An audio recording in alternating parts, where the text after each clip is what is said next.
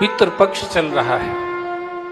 जिनको भी ये लगता है मेरे पितर पता नहीं कहां किस योनि में होंगे, उनको उस योनि से निकाल करके अगर भगवत स्वरूप की प्राप्ति कराना है तो इस पितृपक्ष में भगवान की कथा माने पोथी पाठ या कथा के यजमान बनने से अच्छा कोई साधन नहीं है महाराज। उनके निमित्त उनके नाम गोत्र से यहाँ संकल्प करवा करके आप उनको ये लाभ प्रदान कीजिए महाराज, ये लाभ प्रदान कराइए उनको। वो इंतजार कर रहे हैं, वो आपके दरवाजे पर ही इंतजार कर रहे हैं। 16 दिन इंतजार करेंगे। सूर्य जब तक कन्या राशि पर रहते इंतजार करते हैं पितर महाराज। अगहन के महीने तक भी पितर इंतजार करते रहते, मेरे वंश का कोई मेरे लिए कुछ करेगा और उससे मुझे जो जिस योनि में मैं हूं उसकी जो यातनाएं मुझे भुगतना पड़ रही हैं उससे छुटकारा मिलेगा मुझे। करिए कुछ भी, जो कुछ भी बन जाए थोड़ा बहुत जरूर करिए, मैं आप सबसे आग्रह कर रहा हूं। जो पूरे 16 दिन अपने पितरों को कुछ ज्यादा नहीं, जल तिल कुश शहद तुलसी इत्यादि डाल करके जो जल मात्र भी 16 दिन दे देता है ना, पितरों की तो गति होती ही है, देने वाले को भी परम गति प्राप्त होती है महाराज। देने वाले को, करने वाले को।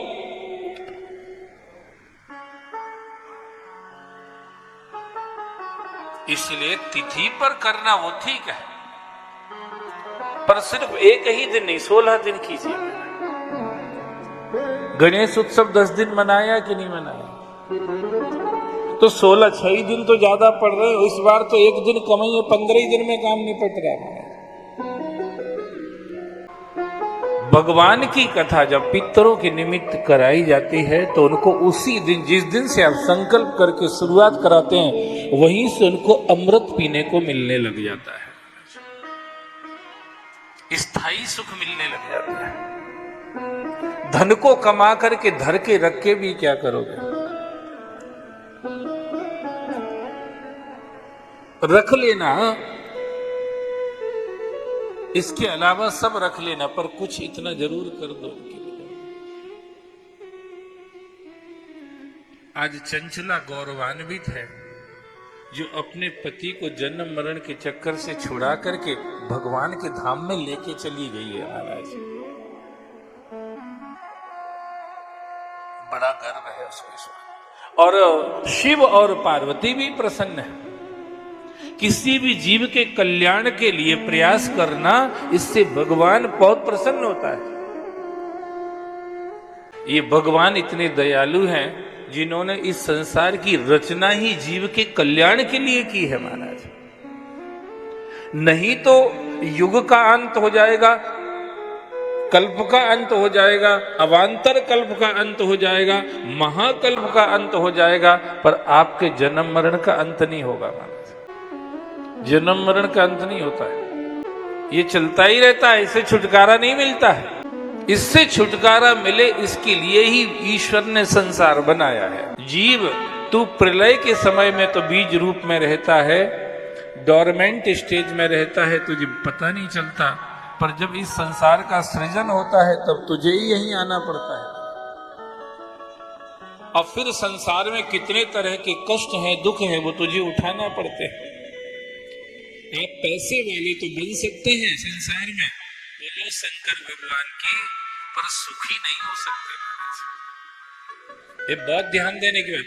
आज सुबह से मेरे दिमाग में ये बात चल रही थी, अभी वापस याद आ गई कि आप पैसे वाले बन सकते हैं संसार में, पर सुखी नहीं हो सकते।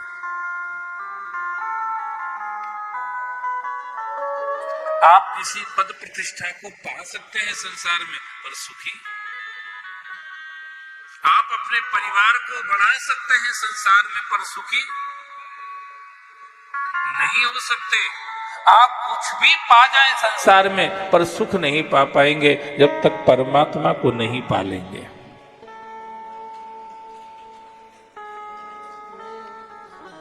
और सुबह से ये बात आ रही थी दिमाग में, और मुझे भी बड़ी हेल्प मिल रही थी इससे। मेरे अंदर भी मुझे बहुत सहायता मिल रही थी इस बात से कि कोई पैसे वाला तो बन जाएगा पर सुखी नहीं होगा होने से। अब मेरा जो जॉब है, मैंने मेरा जो सेवा का कार्य है, हमें सब तरह के लोग मिलते हैं इस रास्ते में। गरीब लोग भी मिलते हैं और अमीर लोग भी, जो ऑटो का पैसा देके भी यहां तक नहीं आ सकते, पैदल ही चल के आ जाते हैं, ऐसे लोग भी यहां आते हैं। और जो फॉर्च्यूनर, इनोवा, हाइब्रिड गाड़ियों में चलते हैं, वो लोग भी यहां, सब तरह के लोग आते हैं। पर मैं आपको ये विश्वास दिला रहा हूं, सब तरह के लोगों के साथ पास बैठ करके, नजदीक बैठ करके, मेरा चूंकि स्वभाव ऐसा है, घंटों बैठ करके मैंने अनुभव किया है, स्टेशन से या बस स्टैंड से पैदल चल के आने वाला व्यक्ति जितना दुखी है, उससे ज्यादा दुखी वो है जो फॉर्च्यूनर में आया है। आई एक्सपीरियंस्ड इट, ये मैंने अनुभव किया। सत्संग में बैठे हो तो इस बात को समझ के जाओ। यहां से पैसे वाले तो बन जाओगे पर सुकून नहीं पाओगे, पद प्रतिष्ठा वाले तो बन जाओगे, गले में तौलिया डाल के नेताजी तो बन जाओगे, पर सुकून नहीं पाओगे महाराज, सुकून नहीं पाओगे।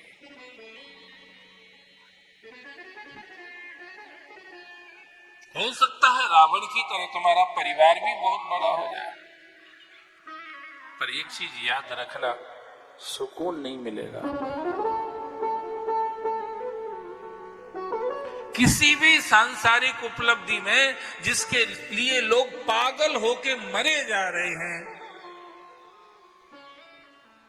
धर्म से लेके अधर्म तक सब कुछ करना जिसके लिए ही चाहते हैं, ईश्वर से कोई लेना देना नहीं है।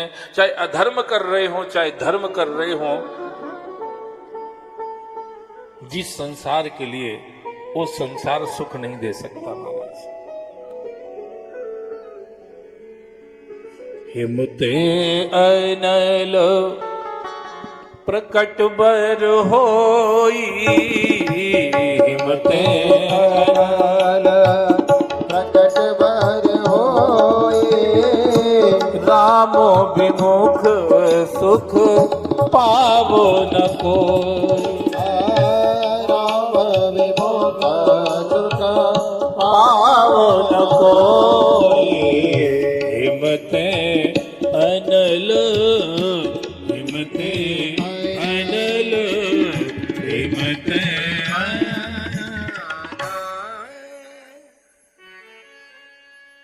इसीलिए उन्नति, सांसारिक उन्नति ये व्यर्थ है महाराज। ये थोथी उन्नति है, थोथी थोथी। इस थोथी उन्नति से छूटने के लिए पोथी पाठ करा करो महाराज। थोथी से बचना है तो पोथी का आश्रय लो। रामायण पढ़ा करो, गीता पढ़ा करो, भागवत पढ़ा करो, शिव पुराण पढ़ा करो, पोथी पाठ किया करो महाराज। भगवान के नाम का जब सिमरन, ध्यान, कीर्तन, चिंतन किया करो। इस थोथी उन्नति से अगर तुम्हें आगे जाना है तो पोथी पाठ करो महाराज। हमसे कराते हो, बहुत अच्छी बात है, हम 7 दिन कर भी देंगे, ठीक है, पर इसके बाद आप उसको इतिश्री मत करिए। आपने यहां कराया है, इसके बाद अब घर में थोड़ा थोड़ा स्वयं किया करो महाराज। बड़ी खुशी होती है जब हमसे जुड़े हुए लोग कहते, महाराज आज हमारी भागवत पूरी हो गई है, हमने घर में हवन करा दिया है, 1, 2, 5 ब्राह्मणों को बुला करके भोजन करा दिया है, अब हम वापस शुरू करने जा रहे हैं। बड़ा अच्छा लगता है, अब हम वापस शुरू करने जा रहे हैं। कोई कहता आज हमारा शिव पुराण पूरा हुआ है इसलिए हमने आपको कॉल किया है। आज पूरा हो गया है, कल से फिर शुरू करेंगे महाराज। बड़ा अच्छा लगता है।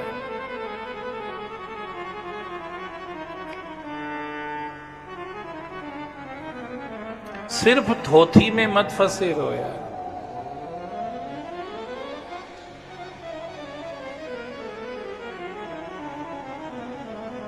सार सार को गह रहे और थोथा दे उड़ाए, ऐसा कहते हैं संत जन। थोथी को पकड़ना नहीं है, छोड़ना है उसको, पोथी को पकड़ना है। ये आपको कुछ देके जाएगी महाराज। ये आपके दिल और दिमाग में परमात्मा को रख देगी।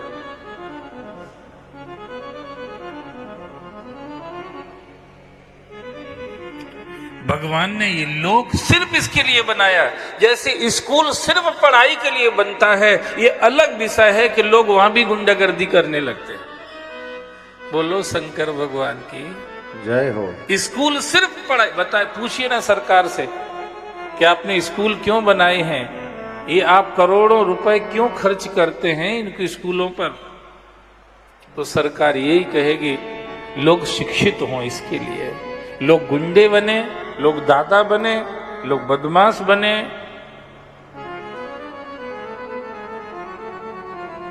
लोग हिस्ट्री सीटर बने, लोग डॉन बने, इसके लिए गवर्नमेंट ने स्कूल नहीं खोले। सही है कि नहीं? इसके लिए नहीं खोले, गवर्नमेंट का उद्देश्य था लोग शिक्षित हों। ऐसे ही परमात्मा ने जो संसार बनाया है, ये आप ऊट पटांग यहां करें, मनमानी करें, इसके लिए नहीं बनाया। इस संसार में इस अनित्यम असुखम लोकम इमं प्राप्य भजस्माम, इस अनित्य दुख से भरे हुए संसार में रह करके भगवान कहते हैं ये मैंने तुमको इसलिए बना के दिया, इसमें रह करके तुम मेरा भजन करके मुझे प्राप्त कर लो। बस मेरा भजन करो। यहां रह करके रह नहीं पाओगे। यहां जड़ रोज कट रही है तुम्हारी, उम्र बढ़ती है, तरह तरह की बीमारियां शरीर में पैदा होने लगती हैं जो घंटी बजा रही हैं कि समय नजदीक आ रहा है। पुराने साधु लोग बड़ी बड़ी चेतावनी, बड़े भजन गाते थे महाराज। अब तो वो हमको सुनने को ही नहीं मिलते हैं। सुनाओ भी तो लोगों को अच्छे नहीं लगते हैं, इसलिए हम लोग भी उनको भूलते चले जा रहे हैं महाराज। एक आध लाइन कहीं चिपकी रह जाए दिमाग में तो रह जाए मुश्किल से बस।